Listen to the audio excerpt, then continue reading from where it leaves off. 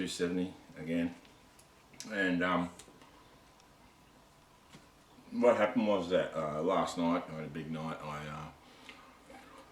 I did up 100 rounds, 30 of 130 grain SSTs, 40 of the 145 grain ELDXs, and 30 of the 150 grain SSTs. Now, so this is the first shot, the first group that I shot. I was going from lightest to heaviest, and 130 grain Hornady SSTs, 43 grains of AR2208. So I had that 100 cases of PPE brass, which I conditioned, had to uniform the flash holes and just bevel the throats, because they were pretty messy.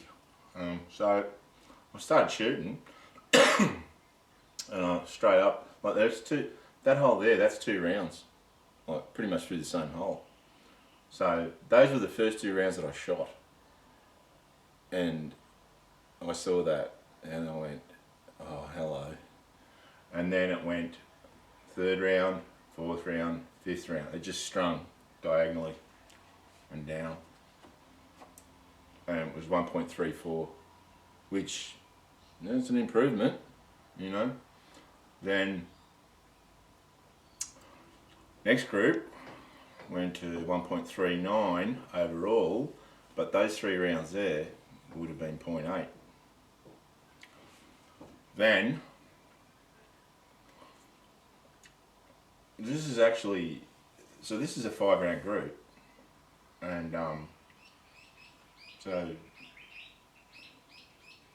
two of those holes must have well, you can see that hole's bigger, so obviously there's 2 rounds went through the same hole. It keeps doing this. This is what really bothers me. It'll shoot 2 rounds through pretty much the same hole, and then all this other crap. So the whole group with the flyer was 2.46. Without the flyer, it was 0.85. So there's 4 rounds there at 0.85. There's 3 rounds there at 0.8. In this one here, there's 3 rounds there at 0.7, but the whole group was 1.64, 5 rounds. Same again. The whole group was 1.8, but these 3 here were 0.85, and there's 2 there that are almost touching. 2 there that are touching. 2 there that are touching. It just drives you crazy. And this whole group, I'm not sure how to divide it up, so it was 1.64. So the most consistent is the 130 grains, SSTs, Hornadys. Now, I actually thought, pardon me while I wet the whistle, I actually thought that the heavier projectiles would do better, because I don't actually know what the rate of twist is for this thing. I've tried to look it up, and there's just no documentation regarding the rate of twist of this barrel, so I have no idea what the rate of twist is. I would have assumed a 270, you know, it's a hunting rifle, it's not a varmint rifle. Pardon me. So I've been assuming that it would cater for heavier projectiles. Pardon me. You know, as a hunting rifle, as a field rifle, you know. But I might be completely wrong, and I'll talk about that later. So I moved up to 145 grain Hornady ELDXs with 42 grains of AR2208, PPE brass again, and an overall length of 3.53. So the first group was 1.4. Yeah, that's alright. Then the second group was just horrendous. You know, just I didn't even bother to measure it. Then the 4th group was, again, big. The 5th group wasn't too bad. The 5th group was, what was the 5th group? Sorry, I haven't measured all these. The 5th group was 2, 3, 4,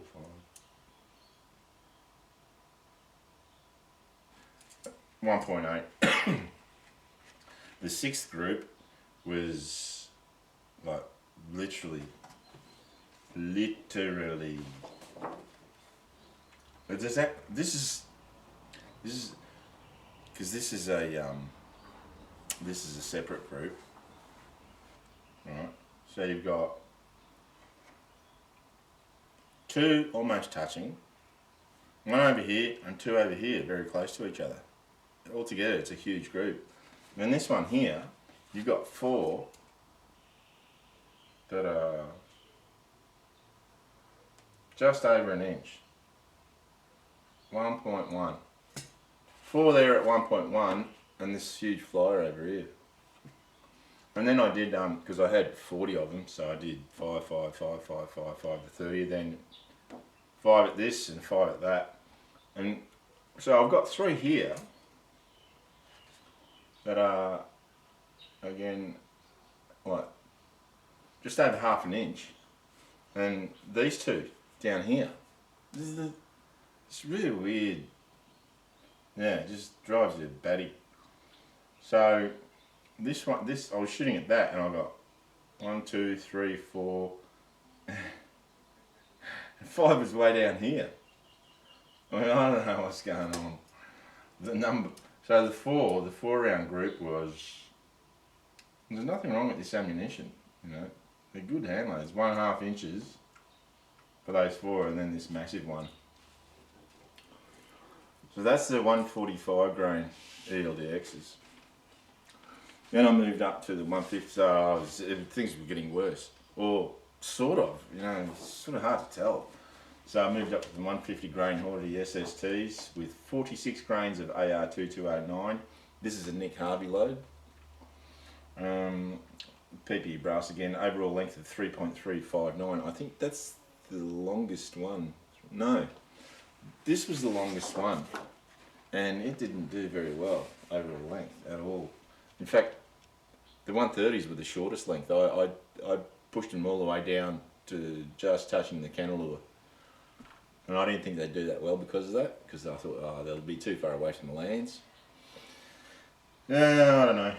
Now, so the 150 grainers, again, I have this weird thing that it seems to do is 3 rounds here that are just over 0.6, 0.625, and then there's 2 over here, a pair over here.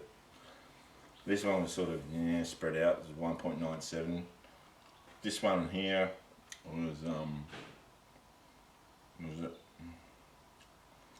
was ignore that one. That's actually a 22 that I was shooting. I was just trying to figure out where it was shooting when I set that scope up on it. So overall, the whole group was 2.05. There's 2 rounds through that hole, you know. And the 4 round group would be just over 1.15. Now,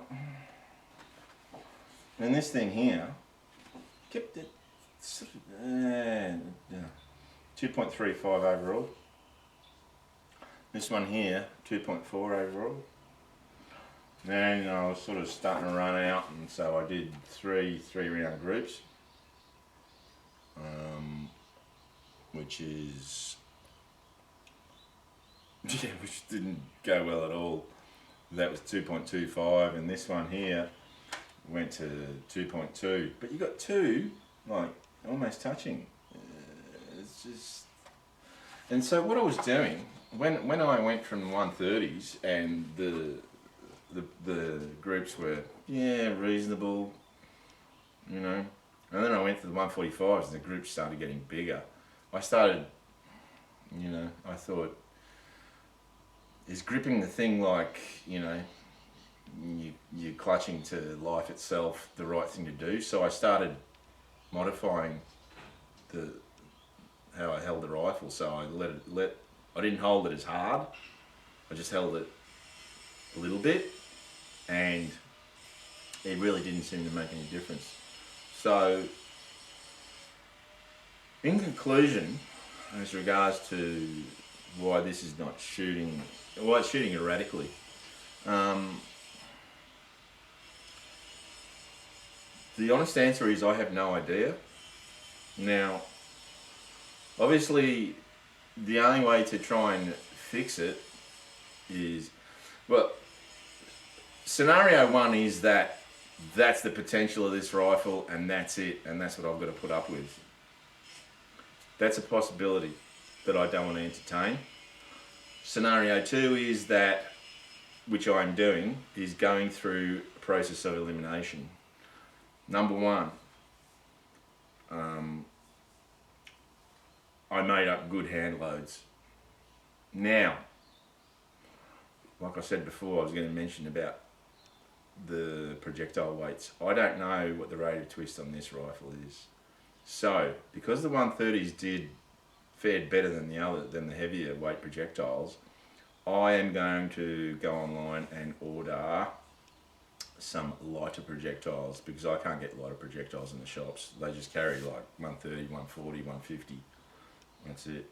So I'm gonna try and get, say, like 120s or even 110s, maybe even 100s, and see how they go, because I've got nothing to lose. Because at the moment it's just what I'm starting to think. There are a couple of possibilities. One possibility right now, there are two things that I can do. Number one, I can go to lighter projectiles and see if it's a projectile stability problem. That the rate of twist of this thing is too slow and it can't stabilise the 130, 140, 150 grain projectiles, and I need to go maybe down to even 100 grain, or in between 100, 120, something like that. The other thing is, because it does this, like, it'll do 3 rounds in a group under an inch, and then 2 over here that are really, sometimes that are really, really close to each other, or even touching. So that leads me to believe that there's a possibility that this thing is, the action and the barrel are moving around. Because it's got a fair, let me tell you, this thing kicks. You know, I've got to get rid of that piece of rubber and put a decent recoil pad on there. Because this, I put about 250 rounds through this thing in 2 days, and let me tell you, my shoulder is sore. Alright, well, again, I'm going to get comments from people saying, oh, you're a wimp, you're a pussy, blah, blah, blah, blah. Yeah, you come and put 250 rounds in 2 days through this thing with that piece of crap on there, you know. Enough. I'm not really interested in listening to the wankers who reckon they're big macho guys, you know, with bizarre friggin' YouTube names like, Death Peddler and fucking wankers. Anyway, sorry about the swearing, but yeah, they really pissed me off. Now, so that's what I'm going to do. Once that box magazine comes in to my gun store, I'm going to take the rifle in and I'm going to say, right, install the box magazine and bed it. I have my suspicion. My suspicion is that it's not a bedding problem, because when you put that action in the stock, like, literally there's no planer whatsoever. But as far as laterally is concerned, I don't know. It doesn't take much. So especially with this thing's got serious recoil. It's only a light sporter with a really, the forend, there's no weight in the forend. It just goes boo. So that's what I think could be the problem. And the other thing is, it could be the rate of twist could be too slow, and it's not able to stabilise typical hunting weight projectiles, bullets that, you know, cartridges that I am only able to buy here around my area. And it's very hard to get ammunition and powder and that delivered. You really got to pick it up. So that's the story there. Now, I would have liked to have told you that I solved all the problems. No. But the 130s, they were okay. You know, around 1.5 inches, 1.3, whatever it was. It was a good group, because it, you know, man, it was hot. I'm still sweating. Yeah, there was a lot of mirage. So yeah. The picture was going around, but 1.3, 1.4, you know, 1.6, 1.6, even 1.8. That's reasonable. You know, around 1.5 inches is reasonable. But I'm going to go to lighter projectiles and see if that does anything. Now, so because the barrel in this thing just, oh man, it doesn't take long. You put 10 rounds through this and it's cooking. So even like 5 rounds, it's really hot. So rather than just sitting around twiddling my fingers, I took my CZ455 Lux, and so I put the scope that's going to be on it from now on, which is the Leopold VX Freedom rimfire scope. It's a 3-9, really nice scope. And now, after having tested various ammunition, the ammunition that I decided to go with is this stuff. It's the RWS target rifle. It's, let's see, what's the specs on it? It's 40 grain.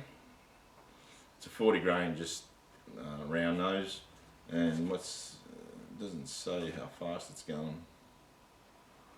Yeah, it's a subsonic. It's target ammunition, so it's subsonic. It still kills rabbits. Don't worry about that. And so I went to zeroing that, and by the time that I started shooting this, it was midday, and by that time it was really windy. If I showed you the footage outside, the trees are just all over the place. It gets really windy in the afternoon, so it was really getting blown. This is at 50 metres. Even at 50 metres, it gets really blown around. So I had, now, if I measure those 4, so if I measure those 4, it's like, it's right on ½ an inch, and then with a flyer. This one here, it's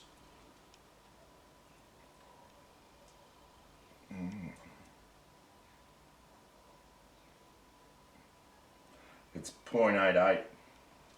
There is no flyer, that's 5 there, 2, 3, 4, 5. That one's, I don't know what that one's doing. And this one here is 0.67 without the flyer. This one is really all over the place, 2.3. This is 3 rounds, 0.32, and then there was 2 flyers that pull it out to 0.9. And then, because it must have just, because I was really going through it, because the bolt on this is super slick. It's just like buttered ice, you know. So I was really pumping them through. It doesn't take long at 50 metres to get on target. So this, yeah, it's like, what is it? It's not even 2.2. It's like 0.21 at 50 metres with 5 rounds. That is 5 rounds, believe it or not. Just one little ragged hole. That's the potential that this ammo's got. It's really, RWS makes some good stuff, I've got to tell you. And then these are obviously getting blown around. That one's 1.29, 1.66. Without the flyer, it would have been 0.86. And this one here, let's see, without the flyer, it would have been 0.96, but it had a big flyer there. Yeah, so 0.22. That's unbelievable. Look at that. If you were in perfect conditions with no wind, that's some of the sort of groups you get with this stuff. And it's really cheap. Like, as far as target ammunition goes, it's some of the cheapest stuff. But RWS, so if you haven't tried it, RWS target rifle, give it a go. So yeah, the old CZ455 Lux, love it. This thing, you know, I still love it. And you know, 1.5 inches. I mean, I can just let it go at that and just say, hey, it's a deer stalking rifle, and 1.5 inches at 100 metres, not yards, 100 metres. Yeah, just, you know, a few of those grips are 1.3, about 1.3. So that would get it very close to MOA, because I'm shooting it at 110 yards. But it's still erratic, so I'm going to get lighter projectiles, like varmint projectiles.